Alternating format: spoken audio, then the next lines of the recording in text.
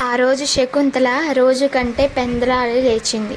త్వరగా ముఖం కడుక్కొని స్నానం చేసి మంచి బట్టలు వేసుకుంది. అప్పటికి ఆమె తల్లి పార్వతమ్మ, చెల్లెలు విశాల లేచారు. విశాల అక్కను చూసి ఆశ్చర్యపడుతూ, అప్పుడే స్నానం కూడా చేసేసావా? పక్కలో నీకోసం ఎంతలా తడుముకున్నానో తెలుసా అన్నది. విశాలకు అక్కంటే ప్రాణం. ఆమె శకుంతల కంటే 10 సంవత్సరాలు చిన్నది. శకుంతలకిప్పుడు 16 ఏళ్ళు. శకుంతల నవ్వి, నువ్వింకా పసిపాపవు కాదు, ఒక్కరితవి పడుకోవడం అలవాటు చేసుకోవాలి అన్నది. నేను చేసుకోను అన్నది విశాల పెంకిగా. నేను లేకపోతే ఏం చేస్తావు అన్నది శకుంతల. నువ్వెందుకుండవు? వీరి సంభాషణ ముచ్చటగా వింటున్న పార్వతమ్మ, ఎలా ఉంటుంది, పెళ్ళిడికొచ్చిన పిల్ల ఏదో రోజున అత్తారింటికి వెళ్ళిపోతుంది అన్నది. అలాగే, అప్పుడు నేను అక్కతో అత్తవారింటికి వెళ్ళిపోతాను అన్నది విశాల అమాయకంగా. శకుంతల మనసులో నవ్వుకుంది. తనన్న మాటల భావం విశాలకు తెలియదు. తెలిసే వయసులో కూడా అలాంటి మాట అంటే మగాడు మెచ్చుకుంటాడు. కానీ శేఖర్ అలాంటి మగాడు కాదు. శేఖర్ ఆ పేరు మనసులో మెదలగానే ఆమె లేత మనసు పులకరించింది. కన్నె హృదయం పరవశించింది. శేఖర్ ఎంత అందంగా ఉంటాడు! అందానికి తగ్గ తెలివితేటలు, వాటికి తగ్గ సరసత. అసలు అతడెవరో తానెవరో. కానీ వారం రోజుల్లో తామిద్దరూ ఎంత దగ్గరయ్యారు! తలుచుకుంటేనే సిగ్గేసింది శకుంతలకు ఆమె ముగ్ధ. ఎక్కడికో ప్రయాణమైనట్లున్నావు అన్నది పార్వతమ్మ. అప్పటికి శకుంతల ఆలోచనల్లోంచి బయటపడింది. తల్లి వంక చూసింది. అప్పుడక్కడ విశాల లేదు. కాలకృత్యాలకు వెళ్ళింది. శకుంతల పరీక్షగా తల్లిని, ఇంటిని మరోసారి చూసింది. 5 సంవత్సరాల క్రితం పార్వతమ్మకు భర్త పోయాడు. తన 2 పిల్లలే ప్రాణంగా బ్రతుకుతున్నది పార్వతమ్మ. ఒకప్పుడు ఆ ఇల్లు ఎంతో అందంగా ఉండేది. భర్త ఉన్నప్పుడు పార్వతమ్మ ఇంటిని రోజుకో రకంగా ముస్తాబు చేసేది. అందుకు భర్త ఆమెను మెచ్చుకునేవాడు. ఇంటికి వచ్చిన వారందరూ ఇల్లును చూసి ఇల్లాలను చూడాలన్న సామెతను గుర్తు చేసుకునేవారు. భర్త పోగానే ఆ ఇంటికి కళ పోయింది. అమ్మ, ఇంటిని ఇదివరకులాగా ముస్తాబు చేయవే అని అప్పుడప్పుడు శకుంతల అడిగితే, ఎవరి కోసం అనేది పార్వతమ్మ. పార్వతమ్మ తన కోసం ఎప్పుడూ బ్రతకలేదు. ఒకప్పుడు భర్త కోసం బతికింది. ఇప్పుడు పిల్లల కోసం బతుకుతుంది. వారి భవిష్యత్తు ఓ దారిలో రావడానికి ఆమె అమితంగా శ్రమిస్తుంది. అటువంటి తల్లి పిల్లలకు వారం.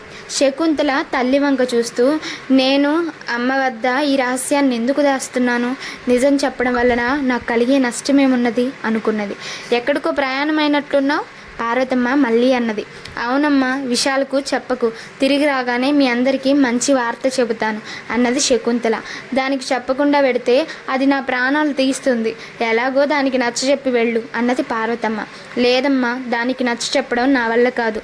తను వస్తానంటుంది. ఎలాగో నువ్వే నచ్చ చెప్పాలి ప్లీజ్ అమ్మా అన్నది శకుంతల. అప్పుడే ఆమె మనసులో ఎంత విచిత్రం! ప్రేమలో పడితే అయిన వాళ్లే ప్రతిబంధకాలనిపిస్తారా అనుకున్నది. ఎక్కడికి అని అడగబోయి మానేసింది పార్వతమ్మ.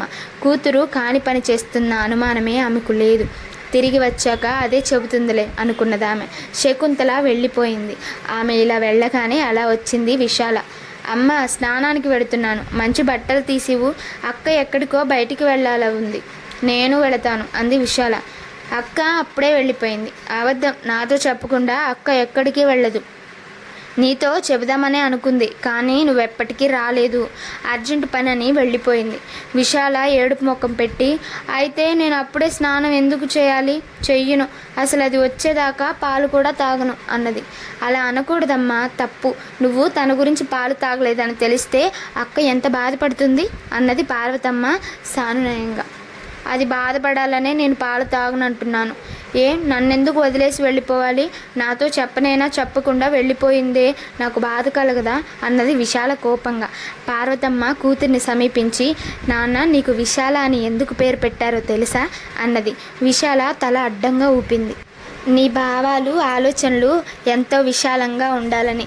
ఎంతసేపు అక్క గురించే కాక ఈ ప్రపంచం గురించి కూడా నువ్వు ఆలోచిస్తుండాలి. ఎవరైనా నిన్ను బాధ పెట్టినా ప్రతీకారం గురించి కాక క్షమించి ఆదరించడం గురించే ఆలోచించాలి అన్నది పార్వతమ్మ. అప్పుడేమవుతుంది? పార్వతమ్మ కూతుర్ని దగ్గరగా తీసుకొని, ఏమవుతుంది, మా బంగారు పాప గాంధీ అంత గొప్పదైపోతుంది, అంతా మా విశాల గురించే చెప్పుకుంటుంటారు, పత్రికల్లో మా విశాల ఫోటోలు అంటూ ముద్దులాడింది. విశాల కళ్ళు సంతోషంతో పెద్దవైనాయి. ఇంకా చెప్పు అన్నది. పార్వతమ్మకు నవ్వొచ్చింది. చెబుతాను, కానీ నువ్వు ఈ రోజు నుంచి మీ నాన్న పెట్టిన పేరు నిలబెట్టడానికి ప్రయత్నించాలి. అలాగేనమ్మా, అందుకు నువ్వేం చెబితే అవి చేస్తాను. మా విశాల బంగారు తల్లి అంటూ మళ్ళీ ముద్దులాడింది కూతుర్ని పార్వతమ్మ. అమ్మ, పెద్దవాళ్ళు పిల్లలకు పేరు పెట్టే ముందు అన్నీ ఆలోచిస్తారా అన్నది విశాల కుతూహలంగా. అవును, మరి అక్కకు శకుంతలని పేరు పెట్టారు కదా, ఎందుకో చెప్పవు అన్నది విశాల తన కళ్ళను చక్కరలా తిప్పుతూ. పార్వతమ్మ ఉలిక్కిపడింది. అవును, కూతురికి శకుంతలని పేరెందుకు పెట్టారు? అది తన భర్త నాయనమ్మ పేరు. ఆవిడకు తన భర్త అన్న, తన భర్తకు ఆవిడన్న ఎంతో ఇష్టం, అందుకే ఆ పేరు. కానీ పురాణాల్లో శకుంతల కథ ఏమిటి? అప్పటికే వివాహితుడైన దుష్యంతుడి చేతిలో మోసపోయిందామె. కానీ అది పూర్వభాగం. చెప్పమ్మా అన్నది విశాల తల్లిని కుదుపుతూ. శకుంతల భరతుడి తల్లి. మన దేశానికి ఆ భరతుడి పేరే పెట్టారు. అలాంటి గొప్ప కొడుకుని కనాలనుని నాన్న దానికి ఆ పేరు పెట్టారు. విశాల ఇంకా ఏదో అడగాలనుకున్నది, కానీ పార్వతమ్మకు అది ఇంకా ఏమి అడుగుతుందని భయమేసింది. అవతల చాలా పనులున్నాయి, ఇప్పుడేంకేమీ అడుక్కు అంటూ దాని నోరు నొక్కేసింది. శకుంతల అసహనంగా టైం చూసుకుంది. 7:30 అయింది. శేఖర్ 7 వస్తానన్నాడు, ఇంకా రాలేదు. అతను ఎప్పుడూ ఇలా చేయలేదు అనుకున్నదామె. పార్కులో జనం లేరు. శకుంతలకు విసుగొస్తున్నది. శకు, రేపు పార్కులో నేను నీకు కొన్ని ముఖ్యమైన విశేషాలు చెప్పాలి. ఉదయం 7 మన చేతులకు వచ్చేసేయి. నేను చెప్పింది విన్నాక కూడా మన పెళ్ళి వెంటనే జరగాలని నువ్వంటే నేను మీ ఇంటికి వస్తాను. రాణిగారి ఆజ్ఞల్ని మీరగలనా నేను అన్నాడు శేఖర్. అప్పుడు శకుంతల సిగ్గుపడింది. ఆ విషయం గుర్తుకొచ్చి ఇప్పుడు కాస్త సిగ్గుపడింది. కానీ ఆ సిగ్గు ఎంతసేపో నిలవలేదు. మామూలుగా ఎదురు చూడడమే ఎంతో విసుగ్గా ఉంటుంది. ప్రియుడు కోసం ఎదురు చూడడం అంటే. శకుంతల పార్కులో 8:15 వరకు ఉన్నది. అప్పుడు అక్కడి పచ్చగడ్డి ఆమె పాదాలను నిమిరింది. గాలి పైటతో సరసమాడింది. చెట్లు కుశల ప్రశ్నలు వేశాయి. పూలు తుమ్మిదలకై ఎదురు చూస్తూ ఆమెతో తమ ఆవేదనను పంచుకున్నాయి. కానీ శకుంతల ఇవేమీ గుర్తించలేదు. శేఖర్ రాడే, అదొక్కటే ఆమె ఆలోచన. కాసేపు ఆగి ఆమె లాడ్జికి దారితీసింది. శేఖర్ బడచేసిన లాడ్జి ఆమెకు తెలుసు. అక్కడ గదిలో ఒక పూట తాము గడిపారు. అప్పుడే ఇద్దరికొకరు ఎంతో దగ్గరయ్యారు. అది చంద్రశేఖర లాడ్జి. శకుంతల రిసెప్షనిస్ట్ వద్దకు వెళ్ళి శేఖర్ కావాలి అన్నది. ఏ శేఖర్ అన్నదామె. Room number 77. రిసెప్షనిస్టు ఏదో పుస్తకం చూసి, రూమ్ 77లో రమణి అనే వనిత ఉంటున్నది అన్నది. శకుంతల ఉలిక్కిపడి, అయితే శేఖర్ ఏ రూమ్లో ఉంటున్నాడో చెప్పగలరా? రిసెప్షనిస్టు విసుక్కోలేదు. పుస్తకం తిరిగేసి, శేఖర్ అన్న పేరు గల వారెవరూ ప్రస్తుతం ఇక్కడ బస చేయడం లేదు అన్నది. అంటే శేఖర్ బస ఖాళీ చేసి వెళ్ళిపోయాడా? నన్ను మోసం చేసి పారిపోయాడా? కానీ అలా ఎందుకు చేస్తాడు? ఇంకా ప్రపంచం సరిగ్గా తెలియని శకుంతలకు ఆ విషయం నమ్మడానికి మనస్కరించలేదు. మీరు ఇక్కడ బస చేసిన వారి వివరాలు నోట్ చేసుకుంటారు కదూ అన్నది రిసెప్షనిస్టు. 4 రోజుల క్రితం రూమ్ నెంబర్ 77లో ఉండేవాడు శేఖర్ అన్నది శకుంతల. అప్పటికే తను రిసెప్షనిస్టును ఇబ్బంది పెడుతున్నానన్న భావన ఆవహించింది. రిసెప్షనిస్ట్ మాత్రం ఏమాత్రం విసుక్కోకుండా ఓపికగా పుస్తకం తిరిగేసి, ఒక అతను ఉన్న మాట నిజం, అతని పేరు శేఖర్ కాదు, కృష్ణమూర్తి అన్నది. శకుంతల తెల్లబోయి, మీరు చూసింది రూమ్ నెంబర్ 77 కదూ అన్నది. రిసెప్షనిస్టు తలాడించి, ఈ హోటల్లో అసలు పేరుతో దిగేవారు తక్కువ అన్నది. ఎందుకని? అలాంటి వివరాలు నన్ను అడగకూడదు, నేను ఇక్కడ ఉద్యోగిని అన్నదామె. మరైతే నేను ఇప్పుడు ఏం చేయాలి అన్నది శకుంతల నిస్సహాయంగా. రిసెప్షనిస్టు ఆమె వంక జాలిగా చూసి, ఆ కృష్ణమూర్తి నాకు బాగా తెలుసు. స్మగ్లింగ్ కోసం ఈ ఊరు వచ్చి ఇక్కడ ఈ హోటల్లో దిగాడు. వచ్చినప్పుడల్లా ఓ అమ్మాయిని మోసం చేస్తుంటాడు అన్నది.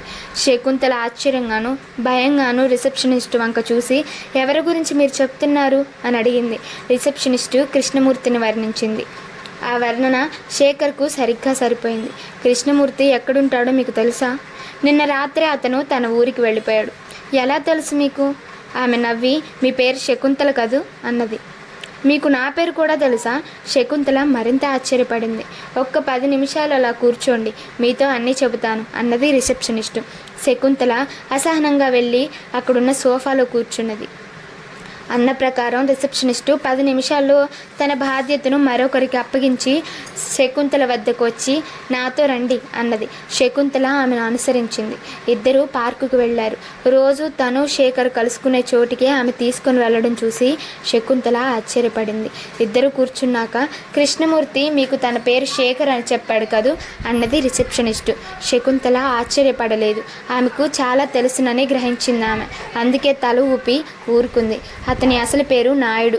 ఫిరంగిపురం నాయుడు అంటే కొమ్ములు తిరిగిన వాళ్ళు కూడా గుండెలదురుతాయి అన్నది రిసెప్షనిస్టు. ఫిరంగిపురం నాయుడా కంగారుగా అన్నది శకుంతల.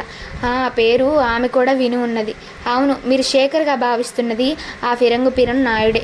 మీరు అతడికి 25 ఏళ్ళు కూడా ఉండవనుకుంటారు. 35కు తక్కువ ఉండవు అతడి వయసు. శకుంతలకు బుర్ర పనిచేయడం మానేసింది. ఆమె చెవులప్పగించి రిసెప్షనిస్టు చెప్పేది వినసాగింది. నాయుడికి వివాహమైంది. పిల్లలు కూడా ఉన్నారనుకుంటాను. భార్య కంటే అతడికి పంచ ప్రాణాలు. ఆమె వంటి మీద ఈగ వాలినా సహించలేడతను. ఆమె పూర్వకాలపు మనిషి. వయసులో అతని కంటే బాగా చిన్నది. అతడి నడవడికను గురించి పట్టించుకోదు. వారిది అన్యోన్య దాంపత్యం. నాయుడు ఎలాంటి వాడంటే ఫిరంగిపురంలోని చౌదరికి హింస స్వప్నంలా మసులుతున్నాడు. మీకు తెలిసినో తెలియదో ఒకప్పుడు ఫిరంగిపురంలో చౌదరికి ఎదురులేదనేవారు. అతడిని ఎదిరించి బ్రతికి బట్ట కట్టిన వారు లేరనేవారు. నాయుడు చౌదరికి ఎదురు తిరగడమే కాక ఫిరంగిపురంలో చౌదరికి ప్రత్యర్థిగా మనగలుగుతున్నాడు. రిసెప్షనిస్టు చెప్పుకొని పోతుంది. శకుంతలకు ఫిరంగిపురం గురించి కొంత తెలుసు. 2 ముఠాలు అక్కడ పనిచేస్తున్నాయి. చట్టవిరుద్ధమైన పనులెన్నో అక్కడ జరిగిపోతున్నాయి. పోలీసులకు దుర్భేద్యంగా ఉన్న ప్రాంతం ఫిరంగిపురం. ఒకప్పుడు చౌదరి ఆ ఊరికి మకుటం లేని మహారాజు. ఇప్పుడు అక్కడ నాయుడు వెలిశాడు. ఆ నాయుడు చేతితో తను మోసపోయింది. ఆ నాయుడు నాకు నిన్న మీ గురించి చెప్పాడు. ఏమని? పిల్ల తెలివైనది. పార్కులో నేను కనపడకపోగానే మోసపోయానని గ్రహించి వెనక్కిపోతుంది. ఒకవేళ ఆమె తెలివి విషయంలో నా అంచనా తప్పి ఆమె లాడ్జికి వస్తే నువ్వే ఆమెకు నా గురించి చెప్పి పంపి అన్నాడు నాయుడు నాతో. నాయుడికి మీకు ఉన్న సంబంధం ఏమిటి? నా పేరు చెంచల. ఒకనాటి శకుంతల నేను. శకుంతల ముందు ఆశ్చర్యపడింది. తర్వాత ఆమె కనులు ఎర్రబడ్డాయి. మీరు చెప్పిందే నిజమైతే నేను ఫిరంగిపురం వెడతాను. నాయుడు కథను ముగింపు కనిపెడతాను. చంచల కంగారుగా శకుంతల వైపు చూసి సముద్రపు లోతు చూడాలనుకునేవారు ఆ లోతులోనే కలిసిపోతారు. నాయుడు కథకు ముగింపు వెతకాలనుకుంటే మీ కథ ముగిసిపోతుంది అన్నది. అదేమిటో చూస్తాను అన్నది శకుంతల. ప్లీజ్ నా మాట వినండి అన్నది చంచల. శకుంతల నవ్వి నాకు కథ అంటూ ఉంటే అదెప్పుడో ముగిసిపోయింది. అందుకని కథ గురించి ముగింపు గురించి నాకు బెంగలేదు అన్నది. ఫిరంగిపురం నాయుడు గురించి మీకు అంతగా తెలిసినట్లు లేదు. ఒకప్పుడు నేను అలాగే అనుకొని ఫలితం అనుభవించాను. అంటే నేను ఒకసారి ఫిరంగిపురం వెళ్ళాను. నాయుడిని కలిశాను. అతడేమిటో ఎవరో తెలుసుకున్నాను. కానీ అక్కడికి వెళ్ళిన కారణంగా నా జీవితం మారిపోయింది. ఇప్పుడు నేను నాయుడికి బానిసను. అతడు చెప్పినట్టల్లా వినాలి. అతడు చెప్పేదాకా పెళ్లి కూడా చేసుకోకూడదు. అతడి గురించి నేను ఈ హోటల్లో రిసెప్షనిస్ట్గా చేరవలసి వచ్చింది. ఎందుకని? అతడు ఎలాగూ మిమ్మల్ని మోసగించాడు. ఇంకా అతడికి అణిగిమణిగి ఉండి ఏం సాధిద్దామని అన్నది శకుంతల. సాధిస్తున్నది నేను కాదు అతడు అన్నది చంచల. అంటే నేను ఫిరంగిపురం వెళ్ళినప్పుడు అతడు బలవంతంగా నాకు ఇలా ఫోటో తీశాడు అంటూ తన హ్యాండ్ బ్యాగ్ నుంచి ఒక ఫోటో తీసి ఇది మరొకరిది కంటపడకుండా ఉండాలంటే నేను నాయుడు చెప్పినట్లు విన్నాను. కానీ ఇలాంటి ఫోటోలో నా స్థానంలో మిమ్మల్ని చూడకుండా ఆపగలగడం కోసం ఇది మీకు చూపిస్తున్నాను అని ఆ ఫోటోను శకుంతలకు అందించింది. శకుంతల ఆ ఫోటోను చూసి తెల్లబోయింది. ఆమె శరీరం ఆపాదమస్తకము వణికింది. మీరు ముగించాలనుకుంటున్న నాయుడు కదా ఈ పాటికి అర్థమై ఉంటుంది మీకు అన్నది చంచల. అర్థమైంది. అయినా ఫిరంగిపురం వెడతాను అన్నది శకుంతల సుస్థిరస్వంతో. బస్సు ఫిరంగిపురంలో ఆగింది. శకుంతల అందులోంచి దిగి ఓసారి చుట్టూ చూసింది. అన్ని ప్రాంతాలలాగే ఉన్నది ఆ ఊరు. కానీ ఆ ఊరి పేరు చెబితేనే ఎందరికో గుండెలో దురుతాయి. ఆ ఊరిని గుప్పెట్లో ఉంచుకున్న ఇద్దరిలో ఒకటితో గొడవ పడాలని తను వచ్చింది. ఫలితం ఏమవుతుందో ఏమైనా పర్వాలేదు. అమ్మ నా కోసం వెతకొద్దు. ఈ ఉత్తరం మీకు చేరేసరికి నేను ఈ లోకంలో ఉండను అని ఒక ఉత్తరం తల్లికి పోస్ట్ చేసి ఈ ఊరు వచ్చింది. తాను ఇక్కడికి వచ్చినట్లు ఒక చంచలకు తప్ప ఎవరికీ తెలియదు. ఒక రిక్షావాడు ఆమెను సమీపించి ఎక్కడికంబా అని అడిగాడు. నాయుడు బాబు ఎక్కడుంటాడో తెలుసా నీకు అన్నది శకుంతల. ఫిరంగిపురం వచ్చి నాయుడు బాబు గారు తెలుసా అంటారేమిటమ్మా, రండి రిక్షా ఎక్కండి, మీరేమిస్తే అది తీసుకుంటాను అన్నాడు రిక్షావాలా. శకుంతల మారాలోచన లేకుండా రిక్షా ఎక్కింది. ఓ పావు గంటలో రిక్షా ఒక మారుమూల సందులో ఆగింది. ఏమిటి నాయుడు బాబు, ఇల్లిక్కడుందా? లేదు, దిగండమ్మా అన్నాడు రిక్షావాలా. ఎందుకు దిగడం? చూడండమ్మా, బస్టాండ్కు నాయుడుబాబు వచ్చారు. దూరాన్ని నుంచి మిమ్మల్ని చూపించి మంచి మాటలు చెప్పి తిరుగు బస్సులో పంపించేయమన్నారు. లేకపోతే రిక్షా దిగండమ్మా అన్నాడు రిక్షావాలా. శకుంతల రిక్షా దిగుతూనే రిక్షాను ఊతగా చేసుకొని కాలితో రిక్షావాడి ముఖం మీద తన్నింది. ఊహించని ఆ వేగం రిక్షావాడిని ఆశ్చర్యచకితుని చేసింది. వాడు టకీమని నేల మీద పడిపోయాడు. అప్పటికి ఆమె చుట్టూ నలుగురు చేరారు. చూడగానే నలుగురు గుండాలని తెలిసిపోయింది. పిల్ల వంటి మీద చేయి వేయక తప్పదనుకుంటాను, చాలా పొగరుగా ఉంది అన్నాడు వారిలో ఒకరు. శకుంతల ఇంకా రిక్షాను ఆపుకునే ఉన్నది. ఆ గూండా మాటలు ఇంకా పూర్తి కాకుండానే ఆమె చకచకా పనిచేసింది. అంత వేగంగా ఆమె కాళ్ళను ఉపయోగించి ముఖం ఎలా తన్నగలుగుతున్నదో వారికి తెలియలేదు. కానీ నలుగురు నేల కరిచారు. వాళ్ళు లేచేలోగా శకుంతల ఆ సందులోంచి బయటకు పరిగెత్తింది. సందు మొగలో ఆమె ఆగిపోయింది. దారికి అడ్డంగా ఒక నడు వయస్కుడు నిలబడి ఉన్నాడు. తప్పుకో అన్నదామె. ఒకరు నాకు దారి ఇవ్వడమే తప్ప నేనెవరికి దారి ఇవ్వను అన్నాడు అతను గంభీరంగా. శకుంతల అతన్ని పరీక్షగా చూసింది. ఎత్తైన విగ్రహం, గుబురు మీసాలు, వయసు 40కి 50కి మధ్య ఉండొచ్చు. చాలా హుందాగా గౌరవనీయుడిలా కనపడుతున్నాడు. నువ్వు నాయుడు మనిషివా అన్నదామె. చీ అన్నాడు అతడు. ఒకప్పుడు నాయుడే నా మనిషిగా ఉండేవాడు. ఒకరి మనిషిని అనిపించుకోవడం ఈ చౌదరికి అసహ్యం. నువ్వు చౌదరివా అన్నదామె. ఎందుకో అప్పుడు ఆమెకు కాస్త ధైర్యం వచ్చింది. అవును, నీ ప్రతాపం చూశాను. నీ విద్య చాలా కొత్తగా ఉన్నది. ఒక్క తెవు 5గురిని నేల కల్పించావు. నిన్ను అభినందించాలనిపించింది. ఇక్కడ నిలబడ్డాను. అడ్డు తప్పుకో. వాళ్ళు మళ్ళీ లేచి శకుంతల మాట పూర్తి చేయకుండానే అతడు, చూడు, ఈ చౌదరి ఇక్కడ నిలబడి ఉండగా ఆ కుక్కలు అక్కడి నుంచి లేవవు. నేను కదిలిరగానే వాళ్ళు నిన్ను తరుముతారు. నాతో వస్తావా అన్నాడు. నీతోనా? ఎందుకు అన్నది శకుంతల. రాగానే నాయుడు మనుషులు నీ వెంట పడ్డారంటే వాడు నీ మీద పగపడ్డాడన్నమాట. నీ ప్రాణాల మీద నీకు మోజుంటే నువ్వు నాతో రావాలి, నాతో ఉండాలి అన్నాడు చౌదరి. నా ప్రాణాల మీద నీకు మోజున్నదా అన్నది శకుంతల. ఉన్నది అన్నాడు చౌదరి. ఇప్పుడు నీవు 5గురిని మట్టి కరిపించావు చూడు, ఆ విద్య అసామాన్యమైనది. అది నీకెలా వచ్చిందో తెలియదు. ఇదే మొదటిసారి అలాంటి నేర్పు చూడడం. అది నేనెక్కడా నేర్చుకోలేదు అన్నది శకుంతల. ఊహించగలను. ప్రపంచంలో ఎన్ని రకాల యుద్ధ విద్యలున్నాయో అవన్నీ నాకు తెలుసు. వాటిలో ఇది లేదు. నీవు సానపట్టని వజ్రానివి. నిన్ను సానబెడతాను అన్నాడు చౌదరి. కానీ నేను నీతో రాబోవడం లేదు అన్నది శకుంతల. రాక ఏం చేస్తావు అని నవ్వాడు చౌదరి. నీ విద్య నాకు ఉపయోగపడుతుంది, కానీ నిన్ను రక్షించలేదు. నాయుడి మీద నీకు పగుంటే అది తీర్చుకునేందుకు నేను నీకు సాయపడతాను. ఈ అవకాశం నువ్వు ఉపయోగించుకోకపోతే నీ పాగా తీరదు, నువ్వు ఉండవు. శకుంతల సూటిగా చౌదరి వంక చూసి, మగాళ్ళందరూ ఇలాంటి కబుర్లే చెప్పి ఆడాలను వలలో వేసుకుంటారు అన్నది. నువ్వు వల గురించి అన్నది నిజమే. ప్రస్తుతం నీ మెడ చుట్టూ ఉచ్చు బిగించుకున్నది. ఆ ఉచ్చు తప్పించి నా వలలోకి లాగాలనుకుంటున్నాను నేను అన్నాడు చౌదరి. ఇప్పటికొకసారి నాయుడి చేత మోసగించబడ్డాను. ఈ జీవితానికి ఇది చాలు. మరో మగాడి మోసం వద్దు నాకు అన్నది శకుంతల. చౌదరి తల పంకించి, మాటి మాటికి మగాడని నా గురించి అనడం నాకు నచ్చలేదు. నేను నీ తండ్రిని. ఏ తండ్రి కన్న కూతురిని ఆడదానిగా చూడాలని, ఆడదానిగా ఉపయోగించుకోవాలని అనుకోడు. సకల మర్యాదలతోనూ నీకు నేను ఆశ్రయమిస్తాను అన్నాడు. ఏమనుకున్నదో శకుంతల చౌదరితో నడిచింది. అర్ధరాత్రి వేళ ఎవరో తలుపు తడితే వెళ్ళి తలుపు తీసింది శాంతమ్మ. ఓ అపరిచితుడు త్వరగా లోనికి వచ్చి తనే తలుపులు వేశాడు. ఎవరు నువ్వు అన్నది శాంతమ్మ. నేనెవరో నీకు అవసరం. ఈ రాత్రికి ఇక్కడ తలదాచుకుంటాను, ఉదయమే వెళ్ళిపోతాను. ఓ రాత్రి వేళ ఇంటికి ఎవరైనా వచ్చి ఇంట్లో ఇంకెవరైనా ఉన్నారా అని అడిగితే లేరని చెప్పాలి. ఏమిటిదంతా అన్నది శాంతమ్మ కంగారుగా. అపరిచితుడు తమాషాగా నవ్వాడు. ఆ నవ్వు వింటూనే శాంతమ్మ కలవరంగా, నువ్వు నాయుడు కదూ అన్నది. అతడు ఆశ్చర్యంగా, ఏమన్నావు అన్నాడు. నాకు తెలుసు, నీ నవ్వు నాకెప్పుడు గుర్తుంటుంది.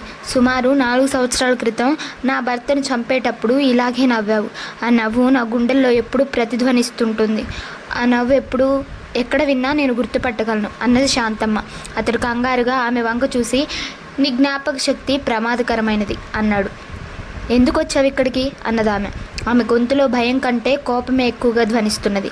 నేను వచ్చింది ఒకందుకు, అది మరొకందుకు లాభిస్తున్నది. దీన్నే అదృష్టమని అంటారు అన్నాడు అతడు.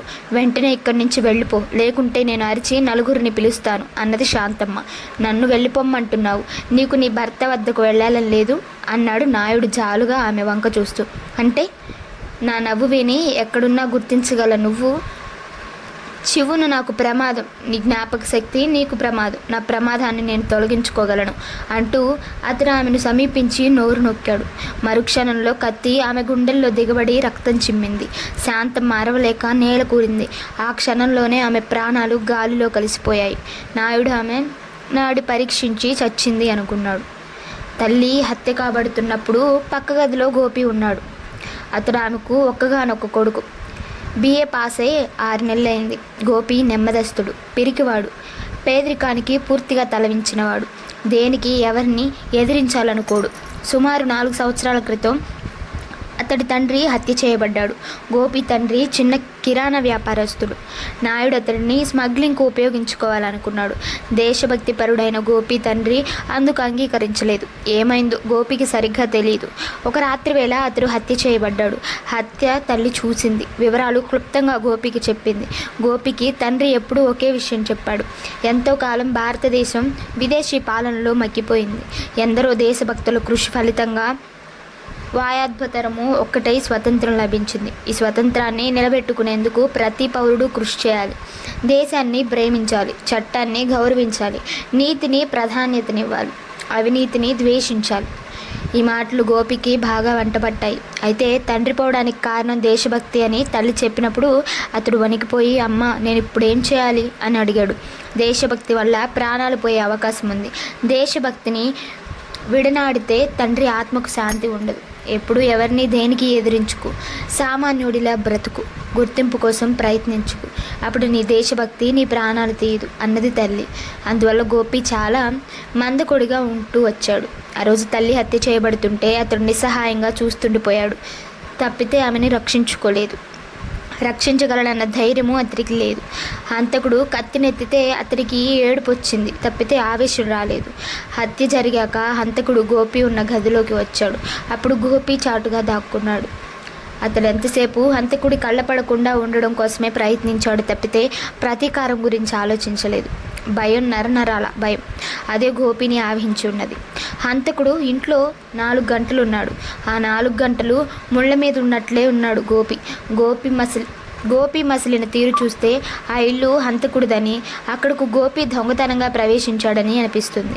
హంతకుడు వెళ్ళిపోయాక గోపి తేలికగా ఊపిరి పీల్చుకున్నాడు. అప్పుడు అతడు నెమ్మదిగా తల్లి శవం వద్దకు వెళ్ళాడు. నిర్జీవంగా పడి ఉన్న తల్లి శవాన్ని చూడగానే అతడిలో దుఃఖం కట్టలు తెంచుకొని పొంగింది. బోరున ఏడ్చాడు అతడు. అడుగో హీరో వస్తున్నాడు అన్నాడు ఒకడు. వస్తున్నాడేమిటి, వచ్చేశాడు అన్నాడు ఇంకొకడు. అప్పటికి గోపి వాళ్ళని సమీపించి ఏదో అడగాలనుకొని ఆగిపోయాడు. హీరో గారికి మాతో ఏం పను అన్నాడు ఇంకొక యువకుడు. గోపి నెమ్మదిగా, నన్ను మీరంతా హీరో అంటారెందుకు అన్నాడు. అక్కడ మొత్తం 5 యువకులు ఉన్నారు. 5 అతడి వీధిలోని వారే. వారెప్పుడు బిజీగా చలాకీగా ఉంటారు. 5 సాధారణంగా కలిసే తిరుగుతుంటారు. గోపి వారితో కలవలేడు. అలాగని వాళ్ళతడిని వదిలిపెట్టరు. అప్పుడప్పుడు ఆట పట్టిస్తుంటారు. హీరో కావడానికి అన్ని లక్షణాలు ఉన్నాయి నీలో అంటూ బదిలిచ్చాడు యువకుడు. ఏమిటవి? నీ తండ్రి హత్య చేయబడ్డాడు, నీ తల్లి హత్య చేయబడింది. అప్పుడు హంతకుడి రూపం నీ కనుల ముందు మెదులుతూనే ఉండాలి. పగ, ప్రతీకారం నీలో రగులుకుపోవాలి. అమితాబ్ బచ్చన్లా, ఆనాటి ఎన్టీ రామారావులా, ఈనాటి చిరంజీవిలా నువ్వు హంతకుడిని వేటాడాలి. ప్రస్తుతానికి నీవు ఒంటరివి. ఉద్యోగం కూడా లేదు. ఎందుకంటే ఏం కావాలి హీరో కావడానికి? నేను హీరోను కాలేను అన్నాడు గోపి. మరేం చేస్తావు? ఉద్యోగం. నీకోసం ఉద్యోగం చూడాలంటే అదేదో ప్రత్యేకమైనదే అయి ఉండాలి. నా మాట విను. నువ్వు ఉద్యోగం కోసం చూడకు, హీరో అయిపో. అప్పుడు నీకు మేడలుంటాయి, కార్లుంటాయి, వీళ్ళందరూ నీకు భయపడుతుంటారు. ప్రజలు, ప్రభుత్వం నిన్ను గౌరవించేస్తుంటారు. అందరూ నవ్వారు. నాకు ఉద్యోగమే కావాలి అన్నాడు గోపి నెమ్మదిగా. ఉద్యోగం కావాలని ఎదురు చూస్తుండు. అలా ఏళ్ళు గడిచిపోతాయి. గోపి బిఏ పాస్ అయినాక 5 ఏళ్ళు గడిచాయి. ఇంతవరకు అతనికి ఉద్యోగం దొరకలేదు. తనంటున్న ఇంటిలో గది తన మటుకు ఉంచుకొని మిగతా భాగాన్ని అద్దెకిచ్చాడు. అదే అతడికి ప్రస్తుత జీవనాధారం. ఒకరోజు గోపి పేపర్లో విచిత్రమైన ప్రకటన చూశాడు. ఒక భాగ్యవంతుడి మనుమడి సంరక్షణ ఉద్యోగం. అభ్యర్థి గ్రాడ్యుయేట్ అయి ఉండాలి, వంట రావాలి, ఓర్పుగా పాఠాలు చెప్పగలగాలి. మనుమడు పెంకివాడు, అతడు పెట్టే బాధలకు తట్టుకుంటూ అతడిని శిక్షించగలగాలి. జీతం నెలకు 500. గోపి దీనికి అప్లికేషన్ పెట్టాడు. సరిగ్గా వారం రోజుల్లో ఇంటర్వ్యూకు పిలుపు వచ్చింది. ఇంటర్వ్యూ ఒక కుగ్రామంలో. అక్కడికి ప్రయాణమై వెళ్ళడానికి తిన్నగా బస్సు కూడా ఏమీ లేదు. రైలు, బస్సు, జట్కా, నావ మొత్తం 4 రకాల ప్రయాణ సాధనాల సాయంతో గోపి ఆ ఊరు చేరుకున్నాడు. ఇంటర్వ్యూ ఒక పురాతన భవనంలో జరిగింది. ఇంటర్వ్యూకు మొత్తం 3 అభ్యర్థులు వచ్చారు. బహుశా కొందరు ప్రయాణం మధ్యలో వెనుక్కుపోయి ఉండాలి. గోపి ఇంటర్వ్యూ గదిలోకి వెళ్ళాడు. అక్కడ ఒక వృద్ధుడు, ఒక నడి వయస్కుడు, 2 యువకులు కూర్చొని ఉన్నారు. నీ పేరు? నడి వయస్కుడు అడిగాడు. గోపి. BA పాస్ అయ్యావు కదూ? అవును. వంటలా నేర్చుకున్నావు? అమ్మా నాన్న లేరు, హోటల్లో తినడానికి డబ్బు చాలదు, అందుకని ఇంట్లో వండుకుంటున్నాను. నిన్ను చూస్తుంటే నీ తల్లిదండ్రులకు ఎంతో వయసు ఉంటుందనిపించదు. వారి అకాల మరణానికి కారణమేమిటి? హత్య. నడి వయస్కుడు ఉలిక్కిపడి హత్య అన్నాడు. అవును. 2 ఒకేసారి హత్య చేయబడ్డారా? లేదు అంటూ గోపి క్లుప్తంగా వివరించాడు. నడు వయస్కుడు ముఖంలో కుతూహలం కనపడింది. నీకు స్మగ్లింగ్ అంటే ఆసక్తి ఉన్నదా? స్మగ్లింగ్ అంటే అసహ్యం నాకు అన్నాడు గోపి. ఎందుకని? ఎట్టి పరిస్థితుల్లోనూ దేశభక్తిని విడనాడవద్దని మా నాన్న చెప్పాడు. స్మగ్లింగ్ దేశద్రోహులే చేస్తారు. అయితే నువ్వు దేశాన్ని ప్రేమిస్తున్నావా? దేశం కోసం ఏమైనా చేయగలవా? గోపి అందుకోలా నవ్వి చేద్దామన్నా ఏమీ చేత కాదు నాకు అన్నాడు. నీకు ఇంకా వివాహం కాలేదు కదూ? వివాహం చేసుకునే ఉద్దేశం కూడా నాకు లేదు. ఎందుకని? నాకు ఇప్పుడు ఎవరూ లేరు, అందుకే ఇంకెవరిని జీవితంలోకి ఆహ్వానించదలుచుకోలేదు అన్నాడు గోపి. Very good. బయట ఎదురు చూస్తుండు, నిన్ను మళ్ళీ పిలుస్తాము అన్నాడు నడి వయస్కుడు.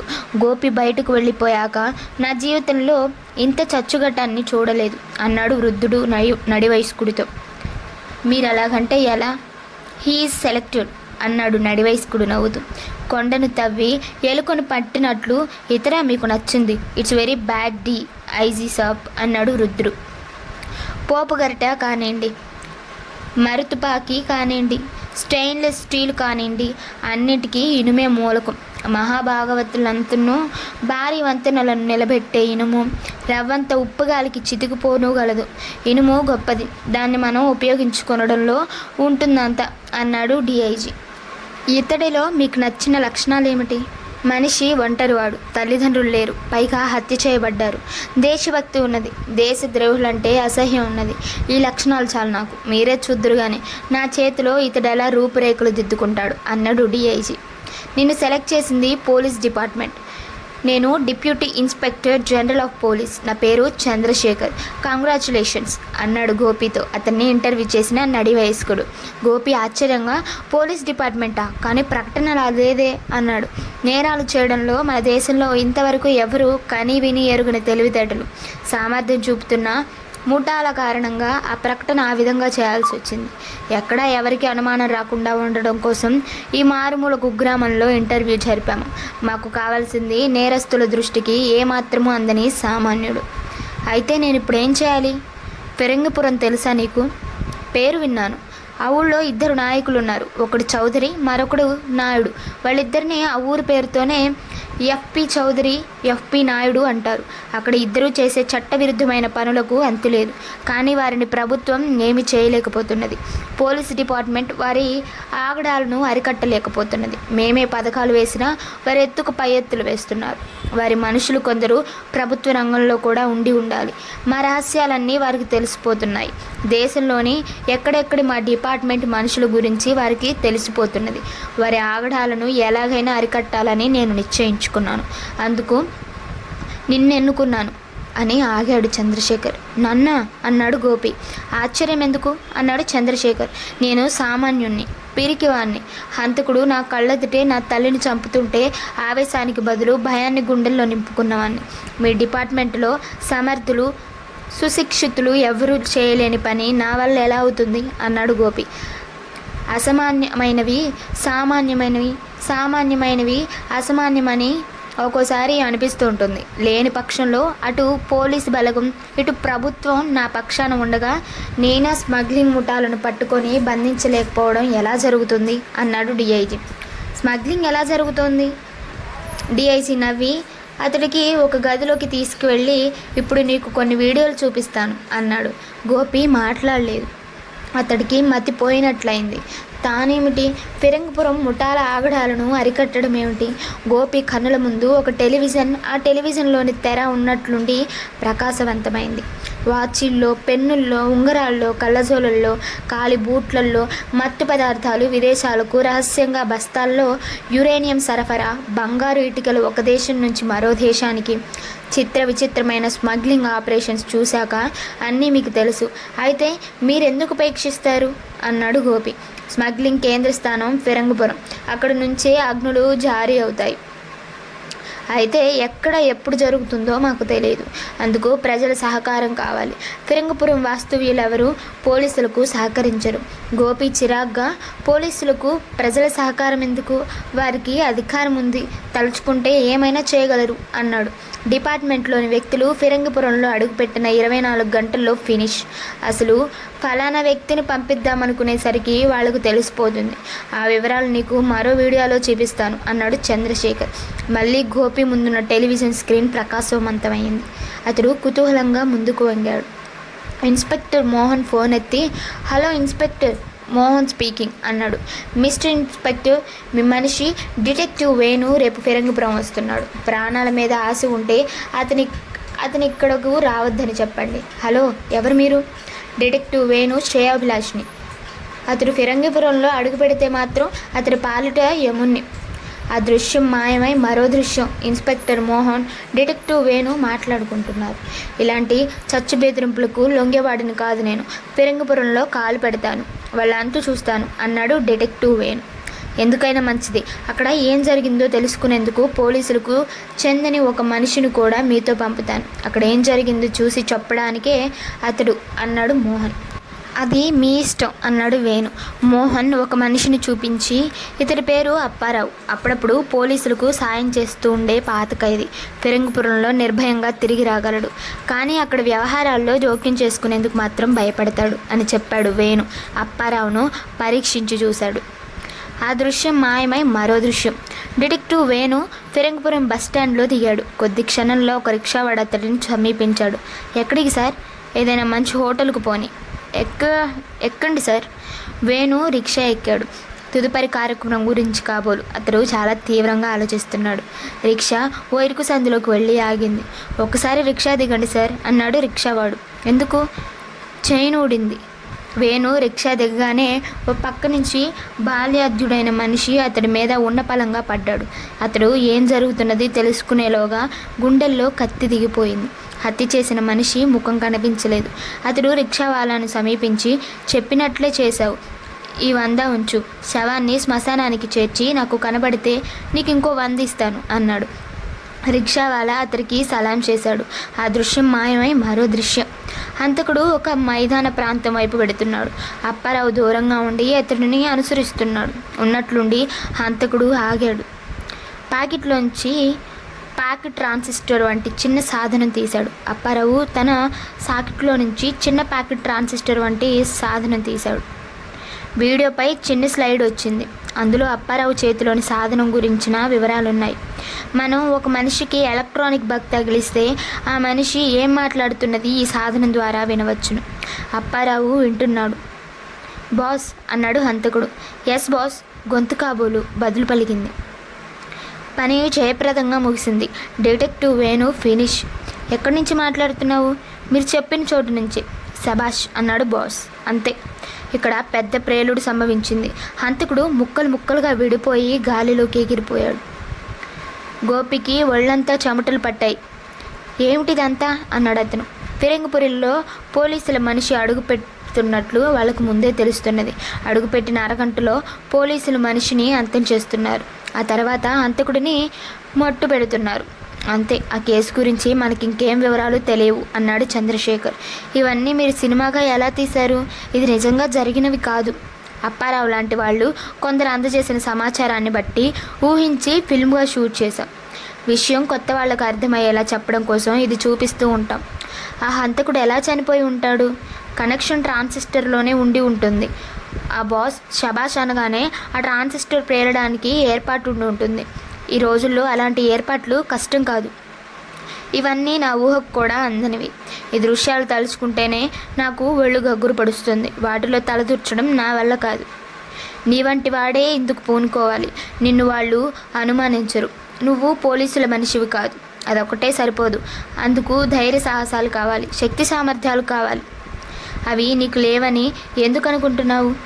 నా తల్లి ఎలా చనిపోయిందో మీకు తెలియదు. చంపాలన్నా నా వద్ద వీడియో ఫిల్మ్ లేదు.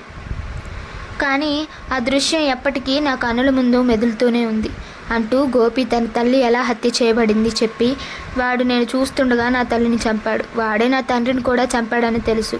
కానీ వాడికి భయపడి చాటుగా దాక్కొని నా ప్రాణాలు కాపాడుకున్నాను. నేను పిరికివాణ్ణి, ఒప్పుకుంటారా అన్నాడు. చంద్రశేఖర్ వెంటనే చప్పట్లు కొట్టి, అయితే నువ్వే నాకు కావలసిన మనిషివి అన్నాడు. గోపి తల్లబోయి ఎలా అన్నాడు. హంతకుడు నీ కళ్ళెదుటి తల్లిని చంపుతున్నా చూస్తూ ఊరుకున్నావు నువ్వు. ఆ క్షణంలో నువ్వు ఆవేశపడి ఉంటే నీ ప్రాణాలు పోయి ఉండేవి. ఎందుకంటే ఆవేశం మనిషి ప్రాణాలు రక్షించదు. శక్తి సామర్థ్యాలే మనిషిని రక్షించగలవు. నీలో అద్భుతమైన వివేచన ఉన్నది. అటువంటి వివేచన పరుడే నాకు కావాలి. ఎందుకంటే నిన్ను నేను శక్తి సామర్థ్యాలతో నింపగలను.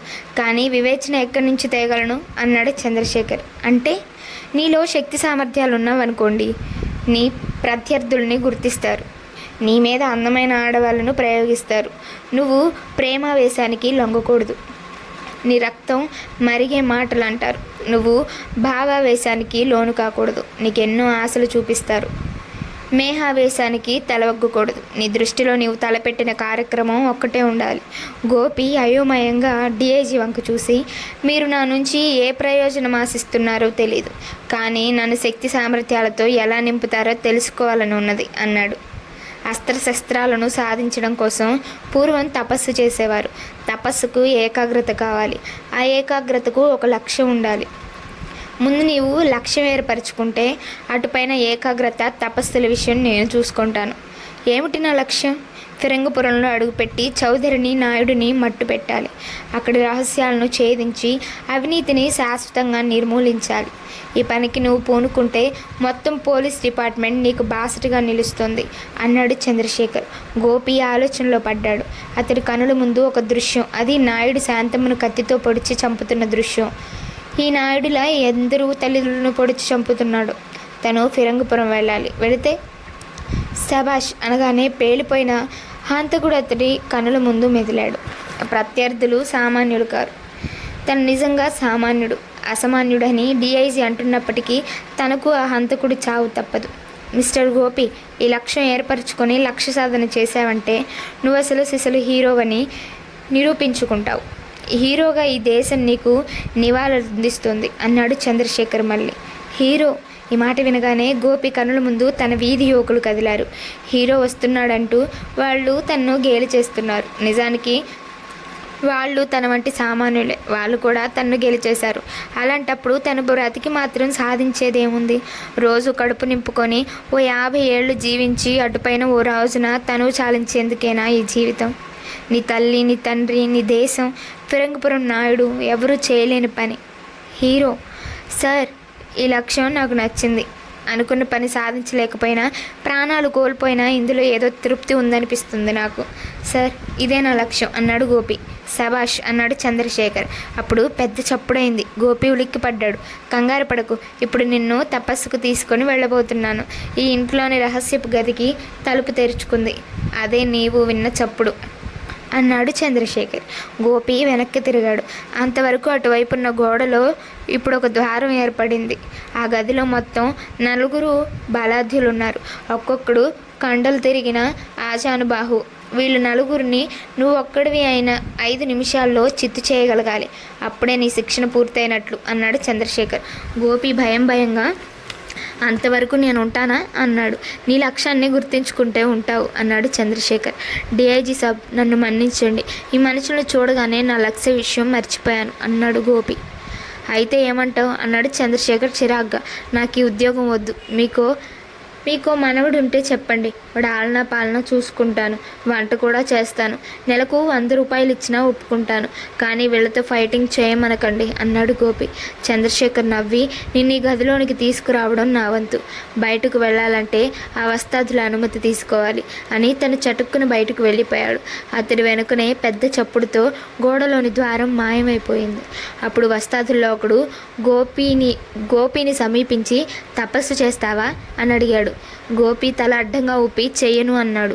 అలాంటప్పుడు గదిలోకి ఎందుకు అడుగు పెట్టావు? ఏదో కుర్రతనం, తాత్కాలిక ఆవేశం. ఇప్పుడు మా డ్యూటీ ఏమిటో తెలుసా? నువ్వు మాతో ఫైటింగ్ చేయడానికి ఒప్పుకునేదాకా నిన్ను తన్నడం. గోపి కంగారుగా, ఒప్పుకున్నా అదే జరుగుతుంది కదా అన్నాడు. ఒప్పుకుంటే నిన్ను తపస్సుకు పంపిస్తాం. అంటే ఫైటింగ్లో నీకు శిక్షణ. తాత్కాలికంగా ఆ వస్తాదుల బారి నుంచి రక్షించుకోవడం కోసం గోపి వెంటనే ఒప్పుకున్నాడు. శబాష్ అన్నాడు వస్తాదు. వెంటనే పెద్ద చప్పుడైంది. ఆ గది గోడల్లో ఒకదానికి ద్వారం ఏర్పడింది. అందులోంచి వెళ్ళు అన్నాడు వస్తాదు. గోపి బెరుకుగా ఆ గదిలోంచి మరో గదిలోకి వెళ్ళాడు. అతడి వెనుకనే పెద్ద చప్పుడుతో గోడలేని ద్వారం మాయమైంది. ఆ గదిలో ఒక కుర్చీలో 5 అడుగుల సన్నని వ్యక్తి కూర్చున్నాడు. అతడు గోపిని చూస్తూనే చేత్తో సైగ చేసి దగ్గరకు రమ్మన్నాడు. గోపి అతడిని సమీపించగానే అతడు నెమ్మదిగా, నాకు కాళ్ళు నొచ్చుతున్నాయరా, కాస్త నెమ్మదిగా నొక్కుతావా అన్నాడు. గోపి ముందు తెల్లబోయాడు, తర్వాత తల అడ్డంగా ఊపాడు. అతడు కోపంగా, చచ్చుగటానివి, ఈ పని చేయకపోతే దేనికి పనికి వస్తావురా అన్నాడు. గోపి అతడిని ఒక్క క్షణం పరిశీలనగా చూసి మనసులో బలాబలాలు అంచనా వేసి చటుక్కున చేయి చాపి కుర్చీలోంచి బలంగా లాగాడు. అతడు నేల మీద పడిపోతూ, నన్నెందుకు లాగావురా అన్నాడు. మర్యాద ఇచ్చి మర్యాద పుచ్చుకో అన్నాడు గోపి. సమఉజ్జీలకే తప్ప మర్యాద ఇవ్వను నేను అన్నాడు అతడు. నువ్వు నాకు సమఉజ్జీవి ఎలాగూ కాలేవు, మర్యాద ఇవ్వకపోతే మాత్రం నిన్ను చావదంతాను అన్నాడు గోపి. సన్నపాటి వ్యక్తి ఇంకా లేచే ప్రయత్నం కూడా చేయలేదు. నన్ను తన్నాలన్న నీ కోరిక మంచిదే, కానీ నాతో కనీసం ఒక్క క్షణం పోరాడాలన్నా అందుకు నువ్వు నా నుంచి 4 రోజుల శిక్షణ పొందాలి. నా శిక్షణ లేకుండా నాతో ఎలా పోరాడుతావురా వెర్రి నాయనా అన్నాడు అతను. గోపి అతడిని సమీపించి, నీకు వాగుడెక్కువలాగుంది, నీకు మర్యాదగా ఎలా మాట్లాడాలో శిక్షణ ఇస్తాను, లేచి కూర్చో అన్నాడు. డైలాగ్ బాగుంది, శబాష్ అన్నాడు సన్నపాటి వ్యక్తి. వెంటనే పెద్ద చప్పుడై గోడలో ఇందాకటి ద్వారం మళ్ళీ వెలిసింది. అందులోంచి 4 వస్తాదులు లోపలికి వచ్చారు. సన్నపాటి వ్యక్తి చటుక్కున లేచాడు. మెరుపు వేగంతో గాలిలోకి ఎగిరాడు. ఒక్క క్షణం తన కన్నుల ముందు ఏమి జరుగుతున్నది గోపికి తెలియలేదు. కానీ అతడి చెవులకు ఏవేవో చప్పులు వినిపించాయి. ఆ చప్పుళ్ళు ఆగేసరికి 4 వస్తాదులు నేల మీద పడి ఉన్నారు. సన్నపాటి వ్యక్తి వారి మధ్యన నిలబడి ఉన్నాడు. ఫూల్స్, నా అనుమతి తీసుకోకుండా నా గదిలోకి వస్తారా? ఇంకెప్పుడు ఇలా చేయకండి అన్నాడు సన్నపాటి వ్యక్తి. వస్తాదులు 4 అతి కష్టం మీద నెమ్మదిగా నడుచుకుంటూ తమ గదిలోకి వెళ్ళిపోయారు. అప్పుడు సన్నపాటి వ్యక్తి గోపి వంక తిరిగి, ఇప్పుడు చెప్పు, నువ్వు నా శిష్యుడు అవుతావా? నేను నీ శిష్యుని కావాలా అన్నాడు. గోపి చటుక్కున అతన్ని సమీపించి, మన్నించండి గురు, నేను మీ శిష్యుడిని అవుతాను. ఆ వస్తాదులను ఎలా మట్టి కరిపించాలో నాకు చెప్పండి అన్నాడు. అందుకు తపస్సు అవసరం, నాతో వస్తావా అన్నాడు ఆ వ్యక్తి. తప్పకుండా వస్తాను. ఇంతకీ తమరెవరు స్వామి అన్నాడు గోపి. నన్ను ఋషి అంటారు అన్నాడు ఆ వ్యక్తి. ఋషి కారణంగా గోపి మానసికంగానూ శారీరకంగానూ శిక్షణ సిద్ధపడ్డాడు. యుద్ధ విద్యలు ఎవరైనా సాధించవచ్చునని, వాటి సాయంతో ఎదుటివారు ఎంత బలాఢ్యులైనా ఎదిరించి గెలవచ్చునని లక్ష్యం, ఏకాగ్రతల కారణంగా మనిషి యుద్ధ విద్యలలో ప్రత్యేకమైన నేర్పును సంపాదించుకోగలడని గోపికి బాగా నమ్మకం కుదిరింది. ఋషి మాట అతడికి వేదవాక్కయింది. ముందు ఏ ఆయుధాలు ఉపయోగించకుండా చేతులు కాళ్ళను మాత్రం ఉపయోగించే కరాటీ విద్యలోని కొన్ని సులువులు, ప్రాథమిక సూత్రాలు నేర్చుకున్నాడు. అటుపైన కుస్తీ పట్లు తెలుసుకున్నాడు. ఇంకా బాక్సింగ్, వైగరాలు, ఆత్మరక్షణ, ప్రత్యర్థిపై దెబ్బతీయడం, ఈ 2 ప్రధాన అంశాలుగా ఆ విద్యను ఎలా ఉపయోగించాలో అతడు తెలుసుకున్నాడు. ఆరంభంలో అతడికి కాస్త కష్టమనిపించినా ఏకాగ్రత కుదిరేసరికి 3 మాసాల్లో అతడు ఒక స్థాయిని చేరుకోగలిగాడు. సైన్స్ తెలిసినవాడు బాంబు కనిపెట్టాడు, కానీ బాంబు తయారు చేయడానికి సైన్స్ తెలియక్కర్లేదు. యుద్ధ విద్యలను కలలుగా అభ్యసించేవారు ఉంటారు, వారిలో నువ్వు పోటీ పడలేవు. కానీ ఆ విద్యలను ప్రాక్టికల్గా ఎలా ఉపయోగించుకోవాలో తెలిస్తే నిజ జీవితంలో నువ్వు వారిని మించిన వాడివవుతావు అన్నాడు ఋషి. ఆ కారణంగానే తనకు స్వల్పకాలంలో చాలా సులువుగా పట్టుబడ్డాయని గోపి అనుకున్నాడు. అటుపైన షూటింగ్ అప్పటికే బాగా ఏకాగ్రత కుదిరి ఉండడం వల్ల గోపి వారం రోజుల్లోనే కొంత ప్రగతి సాధించి 2 వారాలు గడిచేసరికి అందులో పూర్తిగా నిష్ణాతుడైనాడు. ముందు పెద్ద పెద్ద టార్చెట్స్తో ప్రారంభించి చివరకు గాలిలో వ్రేలాడే గోళీలను కూడా దూరం నుంచి షూట్ చేయగల సామర్థ్యం సంపాదించాడు. అటుపైన కనులు మూసుకొని శబ్దాన్ని బట్టి గురి చేయడము, వేగంగా కదిలే వస్తువులను గురి చేయడము అభ్యసించాడు.